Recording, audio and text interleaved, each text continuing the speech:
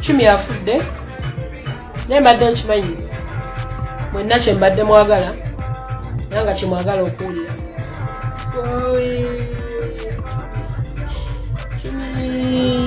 YouTubers gather, Facebookers gather, TikTokers gather. MC Chumi akyali mulamu tuku. Kabula da akatambi kenkutendeko ka Chumi. Kansoke nkakwongere nkomewo owulire ebirala. Chumi afudde naye mbadde nkimanyi mwenna kye mbadde mwagala nanga kye mwagala okuwulira. Akugambye abadde akimanyi mwenna kye mwagala okuwulira nti MC Chumi afudde. Kitegeeza ki? Kansoke nkujjukize sponsor waffe Haji Kivumbi omusomi w'eddwa era ng'ono akugamba nti singa oba olina obuzibu obw'enjawulo sooka omukubireko ku nnamba y'essimu eyo ogiraba awo eri awo eriko 0752-206-137. Mukubireko Haji Kivumbi ebizibu abeere ng'abikusotingira out mu bizinensi, mu maka, birogologo, majini. Gwe mukubira ensonga ajja kubeera ng'azimaliriza. Kakati nzizeyo ku mulamwa video kyoba olina okusooka okukola giweka like nze nkuseetulire. Eno tetugenda giyita stanti, tetugenda kayita kabadi, wabula tugenda kiyita ekikolwa ekikyasinze okubeerera ddala ekyobusiru ennyo nnyini ddala. Lwaki? Nze kennyini nakubye essimu nga nkubira MC Chumi nga njagala kuprovinga nti ddala omuntu gwe nkubiramu ofu oba mulamu. Ne tukizuula ng'eyabadde ku ssimu eyo teyabadde MC Chumi, yabadde Yiga Sharifu. Nenjogera ne Yiga Sharifu nga mwenna muwulira era video mwagiwulidde oba tewagiwulidde, genda mu previous videos zaffe, waliwo video gye nasookedde ddala okuteekayo about MC Chumi ojja kuwulira. Yiga n'atugamba nti MC Chumi ali mu ddwaliro e Mulago era ye yalina essimu ye. Wayiseewo akabanga kati ni Yiga Sharifu n'akola video ng'agamba nti abasawo bamuganye okuyingira mu kasenge omuli MC Chumi. Ekibuuzo kiri nti essimu ya MC Chumi yagijewa kuba bwe nkubye essimu Yiga Sharifu ye yagikutte. After all n'amala n'agamba nti ate bamugobyeyo bamuganye okuyingira mu kasenge ewali MC Chumi. Era oluvannyuma video gye bazzeemu okukola nga balaga omulambo bayitiza omusuubira kubeeranga nga batulaga tuli mu stands ezifaananako nga zino wabanga waliwo stand egenda maaso tuzanya stands nyingi ebiseera ebisinga mu entertainment naso yesusuubira eno kambawe video zizino wetegereza ka video akamu kengenda okuplayingira wano omubadde omuwala owa yellow fenna tetusoose kirecognizinga mu ntandikwa kozi fenna tubadde tulina believe nti MC Chumi mufu.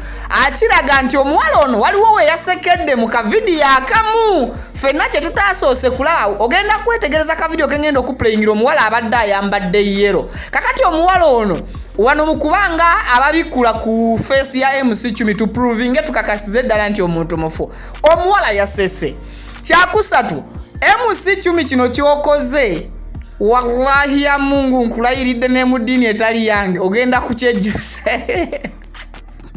Kati ulira obusungu bw'omunkutate nefuna essanyu.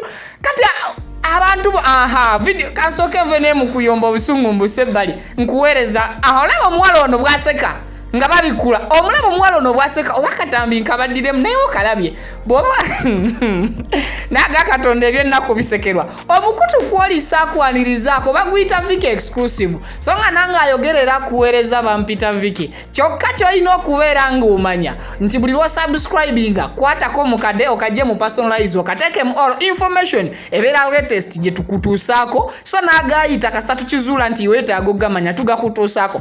Abamu ku bakaabye tulabye abaana ba Yiga Sharifu. Actually Yigo ine engeri gyo confuse nze mpuziranga n'omutwe guli kunnuma. How can you confuse someone and you also confuse me? Even right now I'm trying to call MC Chumi but she's not answering. And also you Yiga Sharifu, I'm calling you but you are not picking up my phone. Lwaki munjogezeza n'oluzungu? Oh, that is busungu. Cause ndi kuweereza abantu. I'm so sorry banaye mbadde ngenze emotional ane kakati nkomye mu mbeera zange z'obulijjo nze mbadde nteesa ba mikwano. Ba TikTokers ebintu ebimu bye mukola bya kisiru. muyinza okulowooza nti following mwagala gibuildinga mu ngeri mwe gye mwagala okugitambulizaamu, naye mbajjukizaayo ekintu kimu. Ekintu kye weegezaamu ebiseera ebisinga bwe kikutuukako kijjanga kiroto kya ntiisa, and abantu b'okosa babeera bayitirivu nnyo nnyini ddala. Besides b'okosa waliwo lwe kigenda okutuukako nga kyaddala abantu baddemu balireetinga embeera eyo neeri gye wacreatinga mu ntandikwa.